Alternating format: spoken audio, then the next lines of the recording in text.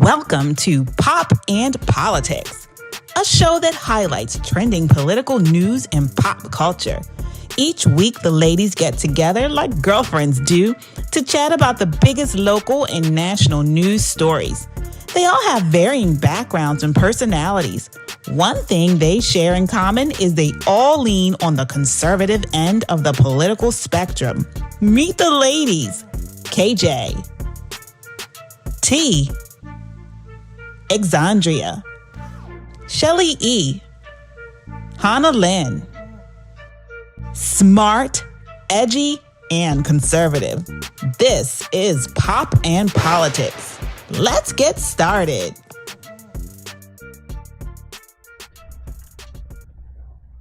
Hello. Welcome. All right, so we are going to go ahead and get started. Welcome to another episode. Today we are starting off with, of course, the inauguration. So Joe Biden is now President Biden and was inaugurated today. It is a return of Hollywood to the White House for the inauguration festivities. And Lady Gaga was there, Jennifer Lopez, Bruce Springsteen. President Trump did not go to the inauguration. He is the first president in the last 150 years, I think more than 150 years, to skip the inauguration. So I first like to start off with saying I am praying for the Biden administration. Definitely want them to do well because, of course, if the administration does well, then the company thrives. So what do you all think? What do you think, Exandria? Yeah, no, I was going to say that's the first thing. I agree with that. You know, for me, and it's one of the things that I really don't feel like was fair when Trump took office. For me, whoever's president, at the end of the day, I want them to succeed, right? I want my country to succeed, so I want my president to succeed. I don't wish for them to fail. And I felt like that's something that when Trump took office, the left just always wanted him to fail. They couldn't celebrate his successes. You know, and so that is the first point. I do want him to succeed. You know, as of now, I don't feel that he has earned my trust or earned my respect in any regards from the way the last 4 years were and the witch hunts against Trump supporters, and just the way that they set out with Trump's presidency, I think was very unfair. But all of that being said, I want him to succeed because I want America to succeed. But I think the double standard could not be more real. I think it's very, very obvious, and you know, let's just, from the start, right, they're gonna praise everything Biden and Kamala do, and they can do no wrong, right? And of course, Trump's still gonna be criticized. His farewell speech is gonna be criticized. Everything he does is gonna be criticized. When is it not criticized? But just to juxtaposition some of the items. So let's talk about, for instance, we have right now a militarized zone in Washington, D.C., right? And I'll take this from the USA article today, or USA Today article from January 15th, right? So as of now, there are about 25,000 troops in the city for an almost entirely virtual inauguration. And here, let me pull this up. From the Forbes article, January 19th, and it says, Washington, D.C. troop levels are 5 times as high as in Iraq and Afghanistan combined, okay? That's pretty insane. And how authoritarian does that feel? All of those false alarms that the left was sounding. I was getting emails, like paranoid emails from friends of mine over the summer when the federal courthouse in Portland was burning for 100 nights straight, and Trump deferred to the local government. And I was getting these frantic emails from people going, he's going to send in the federal troops. He's a fascist. He's going to send in these jackbooted thugs. And he never did that, even though he should have, or they finally requested it and they sent in federal troops. They're burning the federal courthouse, right? And now we have, like you said, I think you described it perfectly. It's like a militarized zone. I mean, that is the authoritarian feel that everyone was predicting for Trump, and it never happened. I want to go back to something Exandria said. You said you are praying or you want his administration to do well. I want to clarify that because honestly, with Biden's and Kamala Harris's proposals and policies, I don't want them to succeed. Because if they succeed, they're going to be detrimental to America. And I'll start off with today. according to the news reports, Mr. Biden. Mr. Biden has already signed an executive order which is putting a stop to the Keystone Pipeline. So they're already off the bat, there are going to be job losses. So I don't want plans like that to succeed. Right. So no, I have to clarify. I'm going to, if you want to call it nitpick, to say I want my country to do well. Absolutely, America all the way, MAGA. But I am not going to say that I want everything that Biden or Kamala Harris, what they do, I don't want that to succeed. No. Yeah. Well, but what you're saying is you want the country to succeed, and you think that those policies would be detrimental. Exactly. And I agree with you, but you want the country to succeed. Exactly. And I think that's a fundamental difference between a lot of conservatives and a lot of what I was seeing from the left and from liberals, because they were so obsessed with this hatred of Trump that they could not acknowledge when things were going well for the country. Exactly. And what I said, because I voted for Hillary, quiet as kept, I voted for Hillary in 2016, and I was terrified. I showed up today, but she did. She made a comment about she was there. I saw her. And I said my mea culpas for my vote in 2016. Anyway, and when Trump was inaugurated, I took the view that I expected the absolute worst from this man. I thought he was going to get us into a nuclear war. I thought that he was going to be an authoritarian. No wars. But what I said was, I want him to defy my expectations. I want him to be better than what I think he is. And so I went into it with this open mind of, I think he's going to be a disaster, and I am horrified. But let me see what he actually does. And then he proved me wrong. And that was what won me over. That's exactly it. To talk about, because you can kind of show us both sides. I mean, here we are 4 years ago, you were where I guess everyone else is, where we are now. So you were thinking that he was going to be a disaster, and but you still wanted the country to do well. Right. I want him. Was be and look at you, and now. I just think it's important that we conservatives, or the opposition. I think it's important that we continuously make distinctions, because, as we talked about last week, the left has so bastardized language. And everything means everything, which ultimately means nothing. So I think it's important for us to have these distinctions, to make the point where there are good policies that are beneficial to Americans, American families, jobs, our economy, communities. Absolutely, we're going to applaud that and we're going to support that. But when they are not, when those policies hurt Americans right in their pockets, particularly in the middle of a pandemic, you are going to eliminate all these jobs that have been flourishing for so many families, and having them have discretionary income. Oh, you're talking about getting rid of Keystone Pipeline, right? These jobs, they provided their families retirement, savings, discretionary income, the feeder jobs that go along with that big job, North Dakota, South Dakota area. But to just abolish that.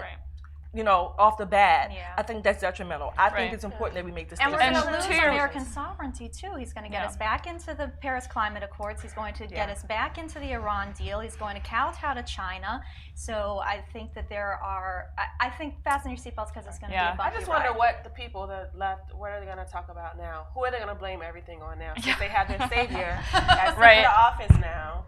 Well, I can't let Biden be Biden. Right. We're going to have to see what he does. Well, I posted about that today on social media. I said, this obsession with Trump. I'm honestly I just want to move on. I mean, if they're going to do whatever they're going to do as far as the Biden administration, if they're going to take us down a terrible, awful road, I say, let them do it, and then we can we'll be there every step of the way to say, you did this, this, and this.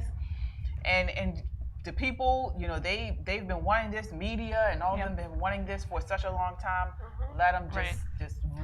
And just to echo your point, I agree.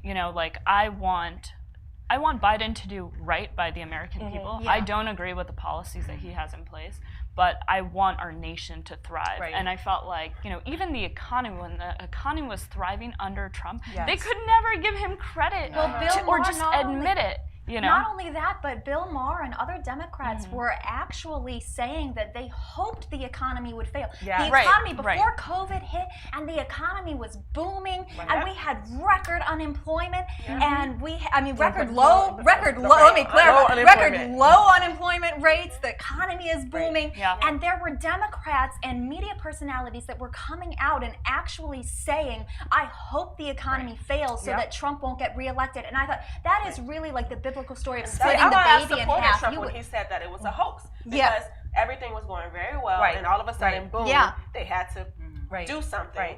They would objectivity just went out the window. Truth went out the window. I'm convinced that Democrats or the left in general, they need things to fail. They need to start from a very low position so that if something improves, they can take the credit for it. And just on that, I want to move on to your topic this week regarding the article in the Washington Post. Can you elaborate on that?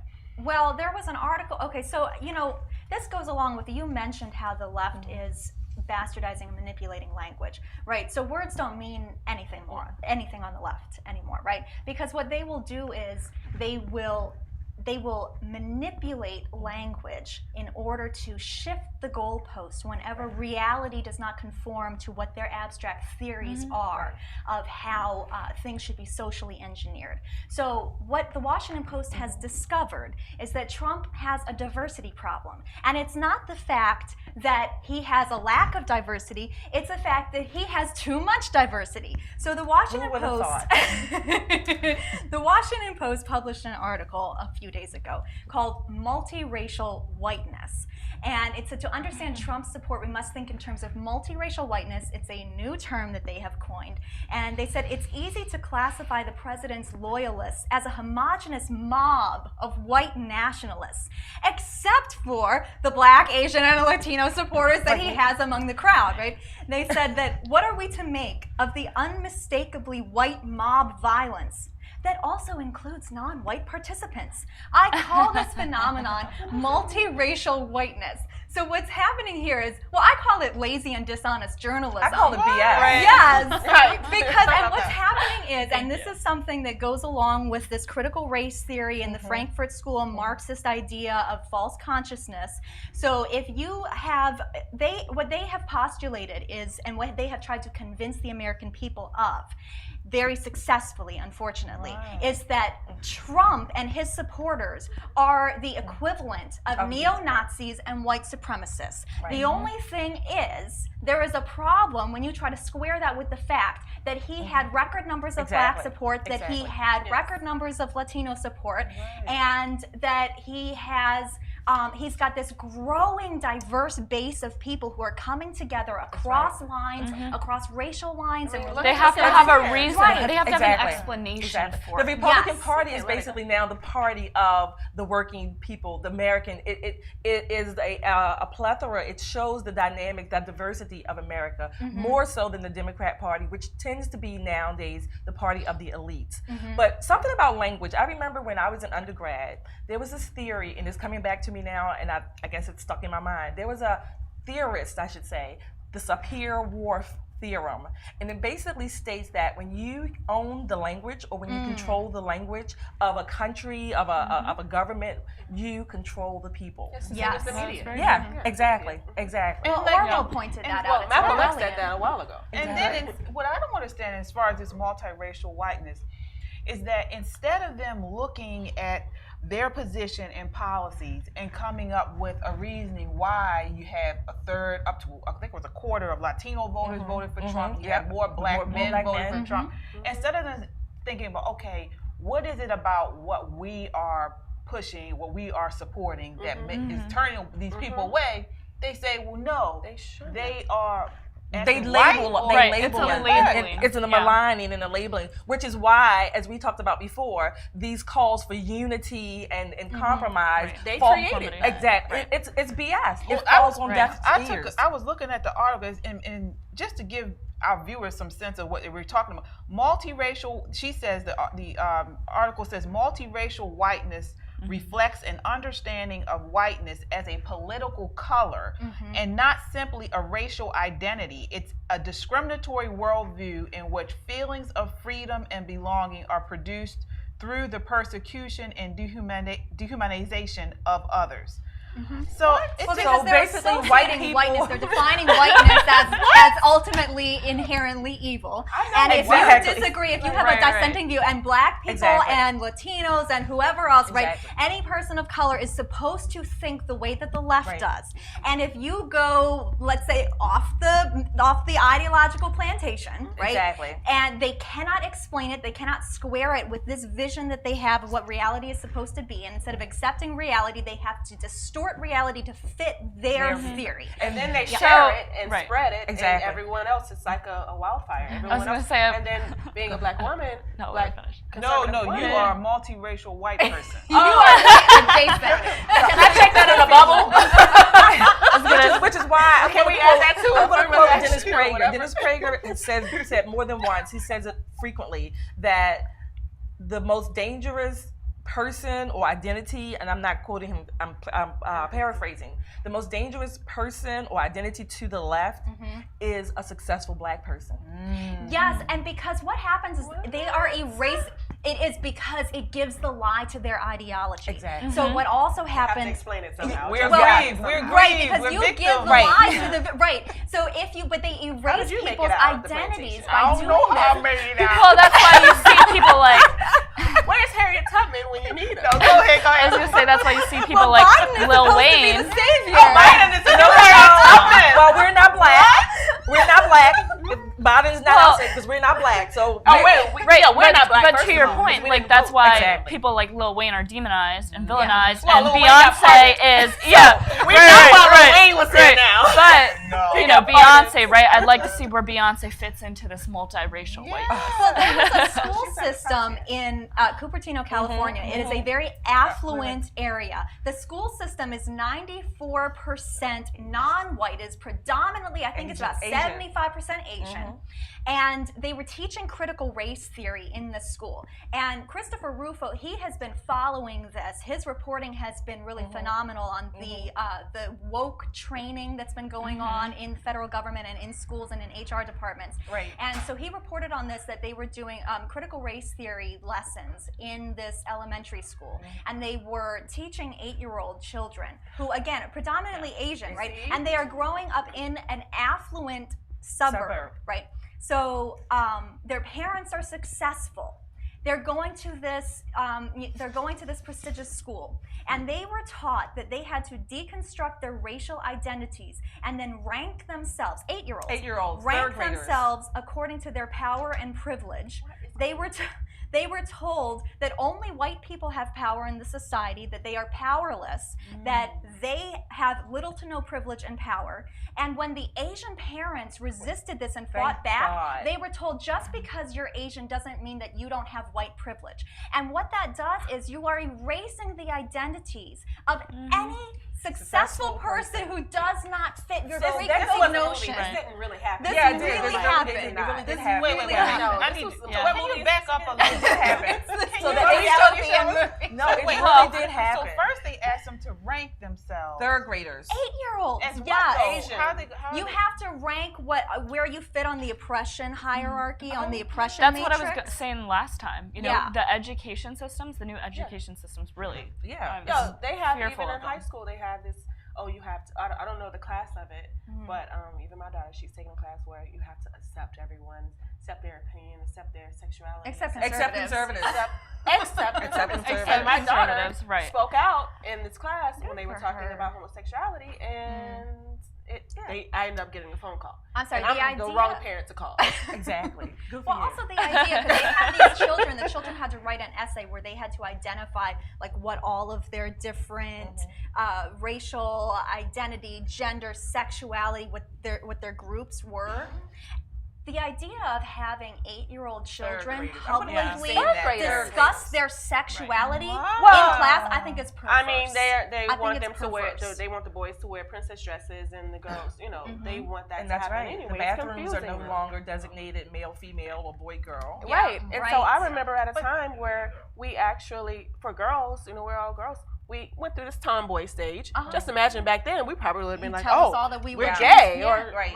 whatever, Or trans. transgender. Right. Yeah. Well, what I don't understand is, so they go in and they rank themselves based off of their different characteristics.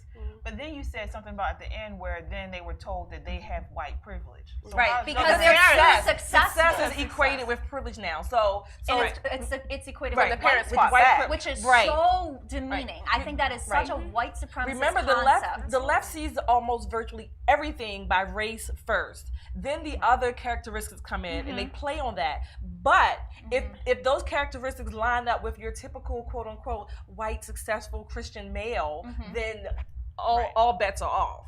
It fits their I always narrative. say the biggest perpetuators of racism are those that claim that they are constantly, the racism is everywhere, and they're Well, I think the constantly. biggest lie that the left has told about Trump is that whenever he talked about Americans, that he was only talking about white people, because it just shows that it's the left that's obsessed with this idea of dividing people among race, and that they don't see people, they don't see black people and Asians and other people of color as belonging to the American story. I saw a meme today, and it was like, how many vice presidents have we had? 100. This was a 46.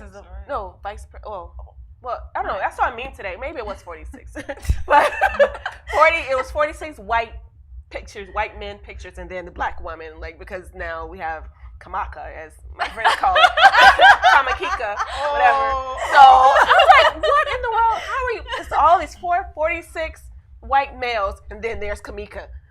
Kamala Harris.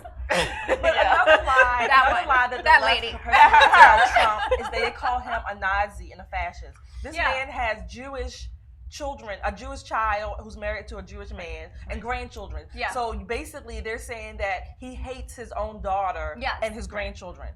It makes no sense. And I'd like to go back it's illogical. just earlier when we were kind of juxtapositioning the inauguration. So we have. When Trump took office, right? I have it right here. The Washington Post article from January 20th, 2017. This is the day of his inauguration, 4 years ago, okay?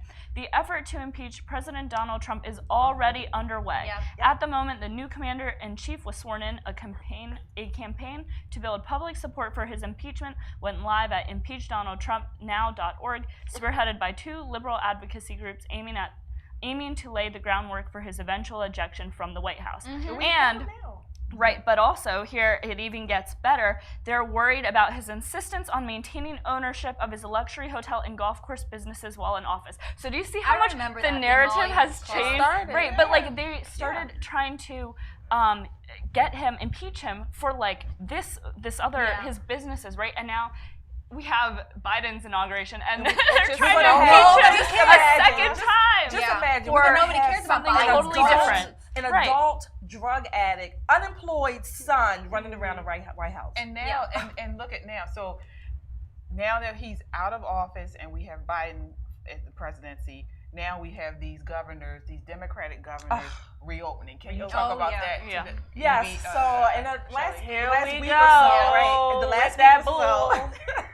the last week or so, Governor Cuomo and Mayor Lightfoot, I think those are the 2 prominent ones, are now calling for reopening the economy quickly but safely, and that we can't have all of these jobs lost, and we need to, to bring life back into the economy. Well, Cuomo, Lightfoot, Whitmer, Newsom, and others, Hogan. Now even Brandon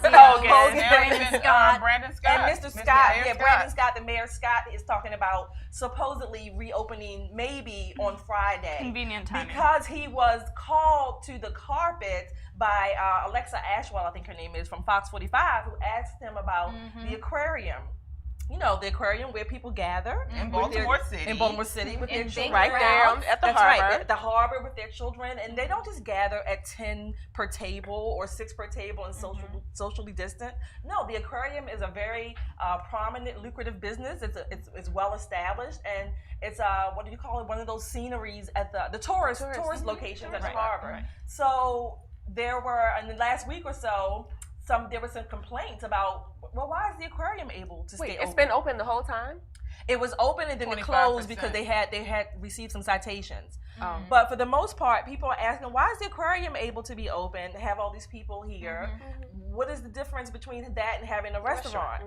And not only that, well, firstly, it was open at up to 25% capacity, but it was crowded. Was the thing they showed on the video where it was so many people there. So where is your logic where you can have the aquarium open, but not the restaurant? And the aquarium serves food, if I'm not mistaken.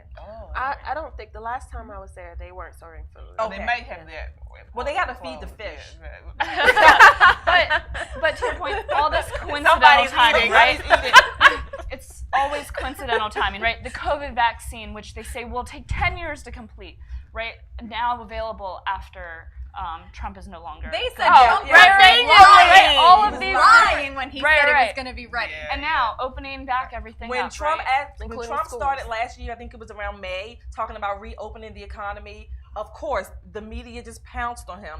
You're being irresponsible. You're putting people's lives in danger. When Trump talked about, as a country, getting back to our lives, getting back to some normals, opening the economy, opening the businesses, he was castigated to no end. Well, that was already in play because that started back January 17th. Oh, 2016. Exactly. You're right. So, but now let's see for Baltimore. Baltimore's businesses are suffering. Not only the unemployment, but people who were reliably employed, taking care of their families. Small businesses are closed; they may never open. Right. The AARP. I was looking at the article today from the AARP. Now, this is a group that represents senior citizens, at least 50 and older. Right? Think of yourself as a senior at 50. Wow. I know. But the hardest hit industries are the leisure and hospitality. Yes. We have the mining and oil, which brings back again to this Keystone Pipeline. These are the jobs that are already hit hard because of the pandemic, locally and across the country. And so now we're going to have Biden's executive order canceling out the Keystone Pipeline. We have Mayor Scott, who still stays on keeping businesses closed, although he was called on it about the aquarium. I think he actually said they're opening on Friday. But no, he changed his mind. Yeah, he said it was going to be a statement on Friday. The last I read was that there was going to be a statement on Friday. We don't know. These things are always in motion, right? Backlash, but nevertheless, the people of Baltimore and our country in general, the people of Baltimore are the ones suffering. Yes. Mayor Scott is not losing a darn thing. No. Everybody in City Hall still collects a paycheck, right? Everyone at the White House will still collect a paycheck. All of Governor Whitmer, Newsom, all of these people, they still collect their paycheck throughout the whole pandemic. Governor Hogan has collected a paycheck. They haven't lost one thing. But the people of Baltimore and all of these cities around our country are hurting, and they're going to hurt more. And we have these, I call these people irresponsible, arrogant, elitist leaders who don't give a darn about the people. They're not multiracial whiteness. Is that what it is? Right? No. They are not. Right? They don't fit in that category for some reason. And if you brought up concerns about the externalities of these shutdowns, the mental health consequences, the long-term effects, the domestic abuse, yes, the violence, the effect on children. If you brought up any of these concerns, you were told that you were a member of Trump's death cult. You were told there was that Atlantic headline that said when Georgia was reopening, it was going to be an experiment in human sacrifice. You're not following the science. And now, all of a sudden, conveniently, and I get so sick of that follow the party of science. The science changes very conveniently. The party of science has become a religion. And the scientists are their prophets and their priests. And that is not how science works. And they're shutting down. University is their temple. They shut down the medical professionals that disagree with Fauci. Yes. Those people are constantly canceled. They receive threats to their home. So, and speaking of that, this week Newsweek came out and published an article saying that COVID lockdowns have no clear benefit versus voluntary measures. And there was an article in the Journal of International. That's what they quoted. Something like that. International Psychology. Basically, the peer-reviewed study was published in the European Journal of Clinical Investigation on January 5th. Basically, it compared cases in England, France, Germany, Iran, Italy, Netherlands, Spain, and the U.S. All countries implemented mandatory lockdown orders and business closures. South Korea and Sweden, which instituted less severe voluntary responses, and basically it aimed to analyze the effect that less restrictive or more restrictive measures had on changing individual behavior and curbing the transmission. What about China? What happened in China? China is locking people. China was welding people in their homes. But they found that there was no difference. There's no difference. Well, what about Germany now? At the heart of science is debate and disagreement, because you have to have those two sides, if you will, or however many of their sides they may be for whatever issue. But if we don't have that debate, the honest debate, follow the science means follow the scientist that I agree with or that agrees with me. That's what that really means. It does. And then and that brings us to our next topic of are people really the electorate? Are they electing these candidates or voting for these candidates based on the science, based on the issues, or are they voting for them on their appearance? So that's what I wanted to ask you guys. How much does a candidate's appearance play into the way people vote? I know a popular urban entertainment blog, The Shade Room, I don't know if you guys follow that, but it's like a huge popular entertainment blog, featured our mayor, Brandon Scott, and when they featured his win, and they didn't talk about his policy, they didn't talk about why they thought he won. They mentioned they put his photo up, and they said it placed his photo in the post, and it got over 120,000 likes and thousands of comments with people raving about how handsome he is. So they didn't say anything about his afro? Oh, yeah, that's too, right? That's too. Look, over many decades, there has been research that has shown, or at least demonstrated, that when you see certain images, people will respond differently. Whether the images is a happy or sad, a cute baby, whatever. So there is some, I guess I would say, truth to legitimacy to that we do react to people based on how we look or first impressions that comes to mind. Having said that, I'm going to quote Tom Sowell. Tom Sowell would classify that as stage 1 versus stage 2 thinking. Stage 1 is you are reacting or acting based on your emotions. First thing, never a second thought. Stage 2, which should be one of the hallmarks of being an adult with experience and wisdom, is that you go a little bit further and you start to dig deeper into whatever the issues are. And you start to ask questions. You start to think about how, compare and contrast, doing some basic analytics to find out a little bit more about whatever the issue is and what this person is putting forth. That's innate behavior. I mean, you first, like even on the street, you see someone, they're attractive or whatever, and then, I mean, if you have to be likable. If you're a politician, you should be likable, and your parents should be, consistent with the people as well. But I don't think that. Well, I mean, it does matter. Yeah, it does. It absolutely does matter. Science does say that a good-looking politicians are more likely to get voted. And it's not based off of the way they look, though. It's actually scientific research, basically saying, according to the Psychological Science Journal, there's some type of people are concerned with disease, and so basically we're more attracted to these leaders. It's sort of like a historic, go ahead. I'm sorry. No, I was just gonna say. I mean, that just goes what you just mentioned. Like, there's attractive privilege. You know what I mean? Like, there's like you said, absolutely. It's a part of us to weed out danger versus safe, in a sense. From our ancestors. What we would call primitive, if you will. These are the senses that we use and now we are more developed, we think, right? We are more developed, hopefully.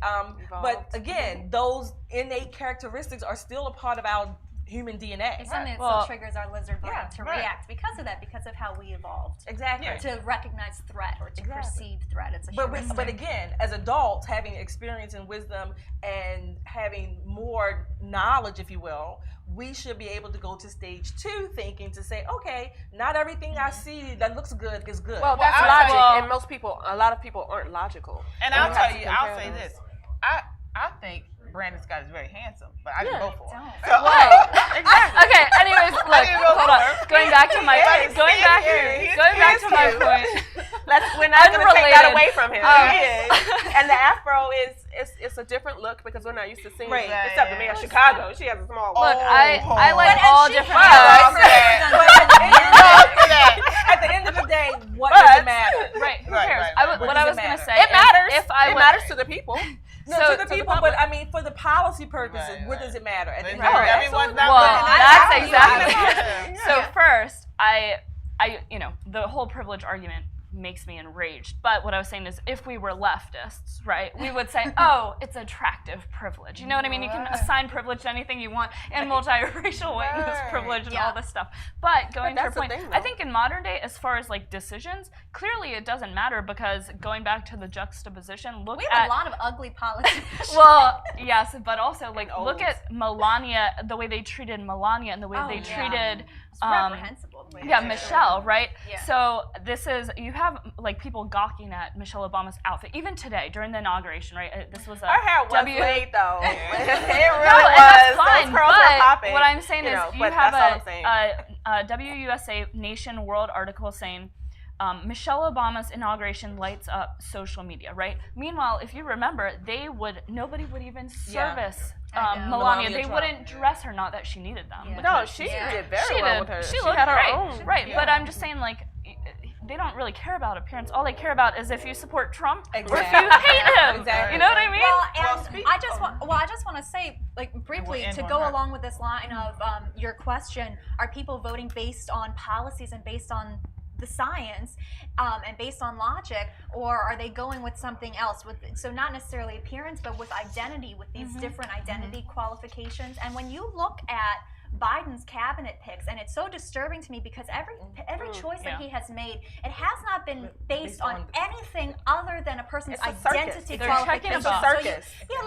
They just announced that the new pick for the Assistant Secretary of HHS, of Health and Human Services, is going to be this transgender, and this is how it was announced, the transgender woman. The only qualifications that Rachel Levine has is that he is a biological male who believes that he is a woman. This is a person who was responsible in Pennsylvania for the 70% death rate in nursing homes from COVID. And he removed his mom. Yes, removed his mother from the nursing homes because it was too unsafe for his mother, because his policy was that he was mandating that the nursing homes take in COVID positive patients. 70% of the COVID deaths in Pennsylvania were in nursing homes. They also suspended health inspections of the nursing homes at the time.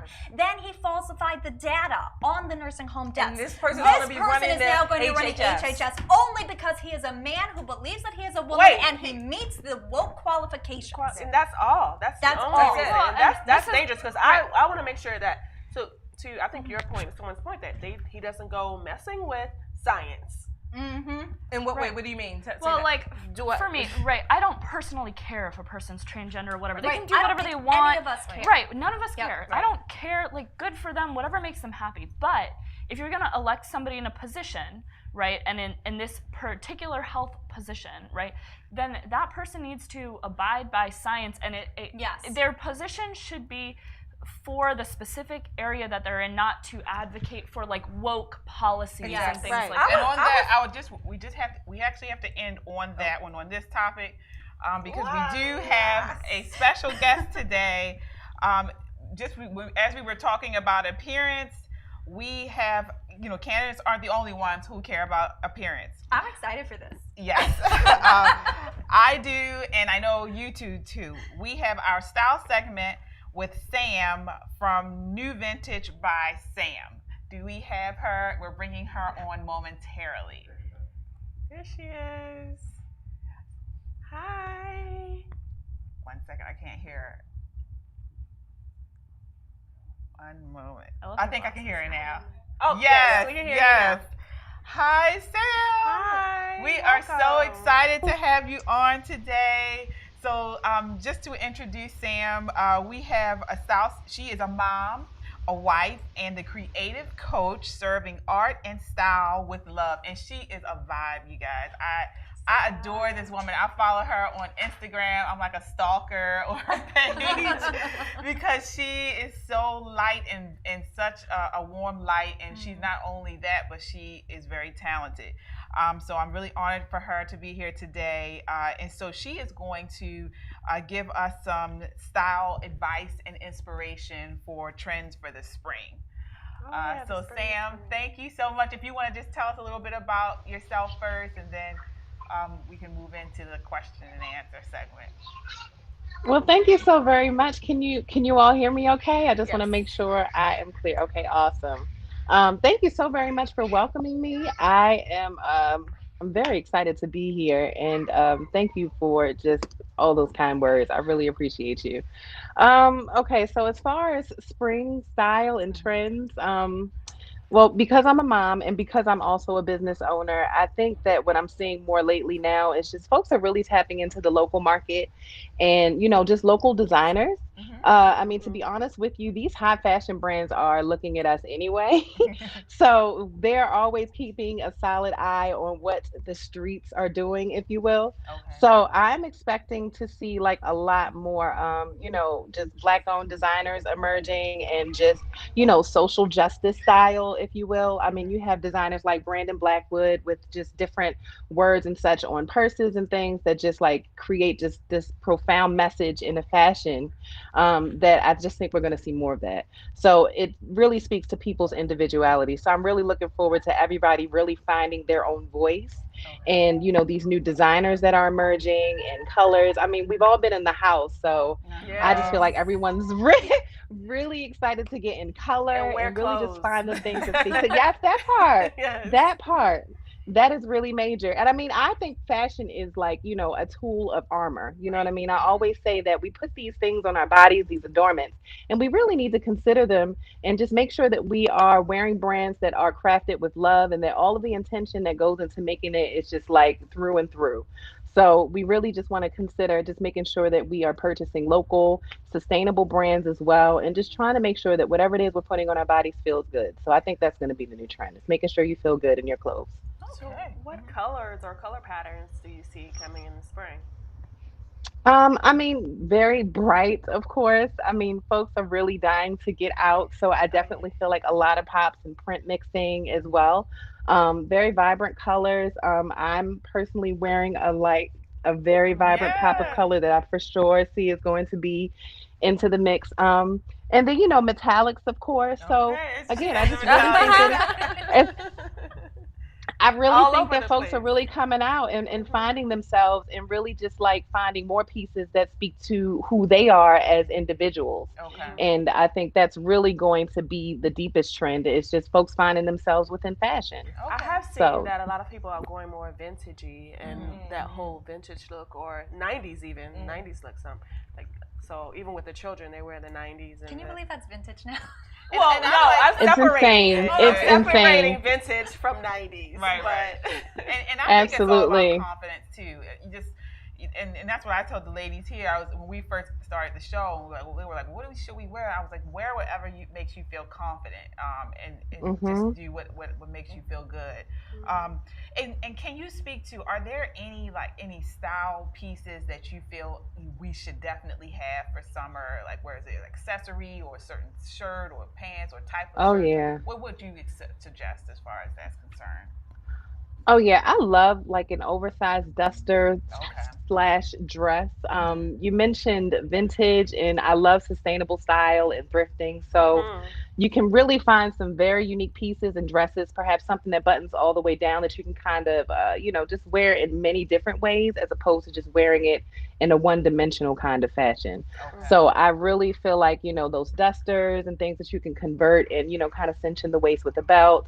Additionally, beautiful like slip dresses that you can put Mhm. wear a blazer over top of, like a cami dress. Okay. You can wear it with heels. You can, wear it out to brunch with heels, or you can wear it with like sneakers, for a fun day with a t-shirt and a baseball cap for like a casual day running to the market or something like that. So I really love those kinds of pieces, something that's very transitional that will really last you, something you can also layer on as well. It just makes sense to just kind of get those pieces you can touch for like the fall, just to really like pull it through. Okay. And then speaking of wearing things that make you feel good, can you kind of talk to us about your healing hardware? I forgot to wear what my whole family bought hardware from her, my husband, my son, and I have several pieces that she creates, healing hardware, these beautiful hardware pieces for your wrist. Can you kind of talk about that a little bit, Sam? Sure, yes. Well, the healing hardware is these beautiful pieces here, if you Yes, can see them. yes. I don't call them bracelets because my goal is, again, just going back to that theme of what we put on our bodies truly matters. Mm-hmm. So just being intentional about what we adorn our bodies with, our space with, and so forth. So the healing hardware are just literally beautiful small trinkets that are composed of healing beads, gems, and stones that Mm-hmm. speak to our individuality. Mm-hmm. So I use just different precious stones. Like this is blue lapis. Uh, I love very bright colors, if you can tell. Beautiful. That is beautiful. So, and blue lapis is very good for solid decision making. And then this beautiful beauty right here is features carnelian and smoky quartz. Carnelian is great for emotional warmth and sociability, and smoky quartz is great for cleansing, clarity, and tranquility. So it's really about just when folks come up to my space and they see my setup, my rule of thumb is to just see which speaks to you, whether it's the color or what have you, and then I share the stone story behind it, and then they generally have some form of connection once I give them a deeper meaning and explanation. And it's just something that they can continue to look at each day and serve as a reminder of just a life is a journey, and it's Mm-hmm. a process, and we have to continue to be gentle with ourselves along the way. Do you have waist beads? I know everyone's wearing those now. Do you Really? wear So those? I don't Oh my create them God. ready to wear Mm-hmm. because they are a special adornment. But what I do Absolutely. host is waist bead workshops. Oh. And my goal through that is just to encourage women to just in their small community, whether it's with your sisters or, your tribe or what have you, Mm-hmm. we make them together so that way they have, more of a symbolic meaning as Mm-hmm. opposed to just me making it and sending out into the world. Right. Oh, So I would like to teach how to make. So that's what I do, waist bead workshops. all That's right. nice. All right. Well, we are Thank coming you. up on the end of this segment, but Sam, can you share with the viewers where they can find you, or any events that you have going on, or anything at all you would like to share? Sure. You can find me on Instagram. You can check me out at New Vintage by Sam. Newvintagebysam.com is also my website that will be reopening January the 22nd. So I'm not sure when this rolls out, but it will or should be live by the time this is available for viewing. So I'm excited to just share space with you ladies. Thank you again for welcoming me here. Yes. Thanks for coming. And yeah, All right. my Well, pleasure. thank you Thank so you. much. Yes, and I'll My definitely get pleasure. some new hardware for the new season. So thanks again. Bright colors. We're Yeah. coming for you. Yes. And I love this sweater on you. I meant to tell you, I I know. love this Oh, sweater. thank you. It's amazing. Yes. Thank you. I was like, is I this love too it. bright? No. But thank you. Perfect. My pleasure. My All pleasure. Thank right. you so much. All right. Have Have a a good blessed one. night. You too. You too. Thank you.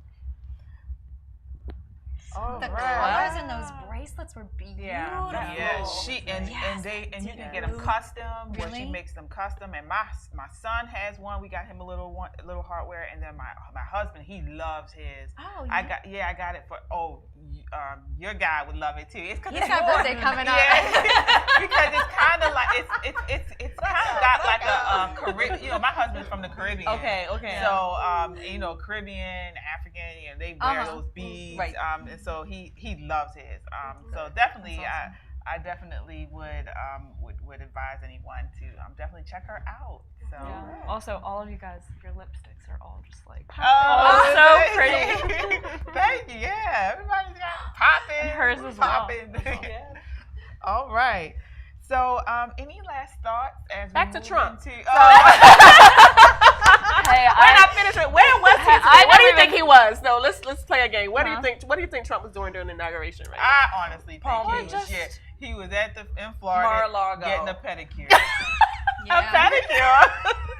Unbothered, right? Well, you know Right, what was right. interesting in his address at Andrews Air Force Base when he was taking off. First of all, I thought his speech, his farewell address yesterday was beautiful. It was so moving and magnanimous, and I wish that more people had seen that side of him throughout the past 4 years, because I think it would have made a difference in their impression of him. No, it would. I would think have been like, oh, he's not real. He's lying. If the media had covered him differently, if they had covered him fairly, I do think it would be. I think it would have. But Trump said today when he was taking off, he said, "I'll be back in some form." So we'll just wait and see. Wait, who is he? He's not Jesus? going anywhere. He's on a resurrect In 3 days' time, we'll see. Well, and also, Machiavelli. I was just gonna say not to just continue to go back to this juxtaposition, Yeah, but you're right. there's so much to talk about. There's so much to say about there, but you know, before look, the media was obsessed. The media was obsessed with comparing Trump and Obama. Trump and Obama's turnouts of the inauguration, right? Oh yeah, And I kept thinking about that too. I just have this hunch, right? You have this militarized.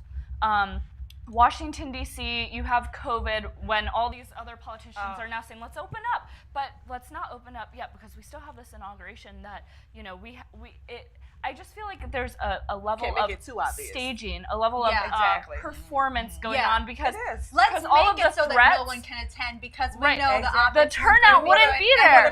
Right. Like so bad. Right. Low turnout. And the threat on it, like the threats when they've talked to the officers and all of the different individuals involved. They're like, there is no evidence that there's going to be an attack. This is all just propaganda. What happened to the second impeachment? Oh, but he did pardon the homies. He did pardon some of the homies before on his way out. One being Kwame Kilpatrick. As most presidents do. Yes, most did. But he didn't do as many as others. But, you know, he did a little bit. Well, honestly, I you know, again, I supported President Trump throughout his presidency. I've been in rallies. You know, I met all you guys throughout within the last 4 years. So I definitely am. You know, I kind of hope he takes a break for a little bit and just let things clear. He does, and let things play out. Let the Biden administration do what they're going to do. Let Bidens be Biden. And we all know, you know, believe that it will not be beneficial to the United States. So let them do what they're going to do, and just lay low for a little bit, and then we'll see. And then here comes Kanye West in 2024. But I think he's really started a movement. There's an energy that he's really inspired. It brought all of us together, and I think Trump is not going away. I think that we need to keep this movement going. It's too much TV for him to go away. I was like, going back to TV. I think one thing that the movement has started, but I think one thing with President Trump not in office, I think his 75+ million supporters, conservatives, we in general, we need to find better ways to connect and say, hey, we're here and we're not going anywhere. Pick up the mantle and move it forward. Because that's what I think. The Republican Party, as we know people were really depressed and despondent that, you know, he was not going to be the figurehead. But it's not up to one man. No, we don't need one man to lead us. It's all of us. We are the movement, and we need to keep it. Absolutely. You know, all the hashtag not my president, right? Like, I think that's where the difference is shown between the parties, you know? Like we said, like, we want the country to succeed, right? All this, the reason why we're so bitter towards this new administration is because of the way they treated us for 4 years. Trump didn't treat anyone bad before he was in office. They just went after him. So, you know, I just feel like because he wasn't the typical Biden's calls for unity are so hollow. And when he said today it's time for us to listen to each other and to hear each other at a time when there was this mass purge of give me a ride to the White House and I will see if he listens to me. They take no responsibility. You don't even have to go that far. You can go out to the street or your Facebook page and see if they listen to you. Instead of realizing that the way way Trump supporters feel about them is because of their actions. Yes. They take no responsibility and they just blame it. Oh, Trump encouraged this. But really, they don't realize it's been a witch hunt for 4 years. Yeah, Trump just revealed it. Yeah, exactly. Yeah, Trump didn't. What is it? Ben Shapiro always says Trump didn't destroy America. He's not the executioner. He's the coroner. American politics, civility in American politics was already dead. Trump was just the wrecking ball that came through and exposed the corruption. Exactly. And for that, we appreciate you, President Trump. Our politicians, I never thought I would say that, but on both really sides.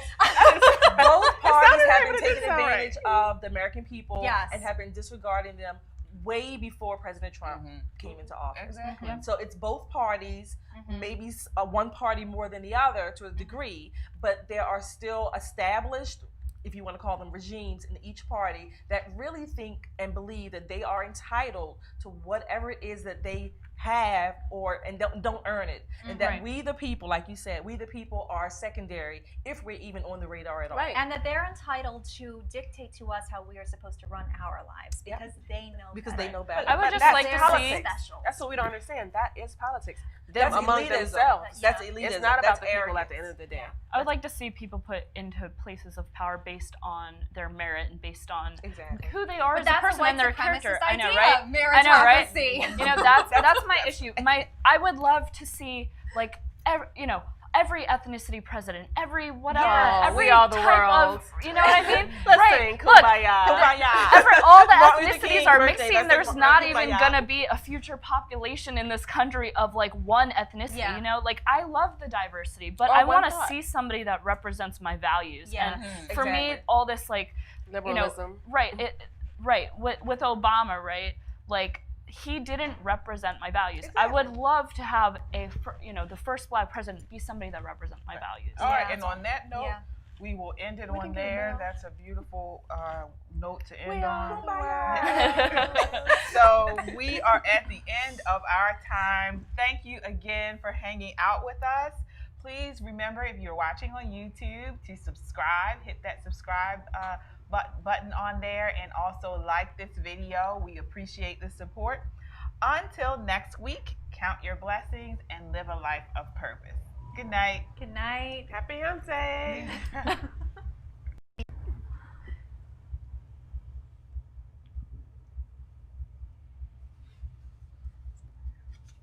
Can we talk now? Are we still live?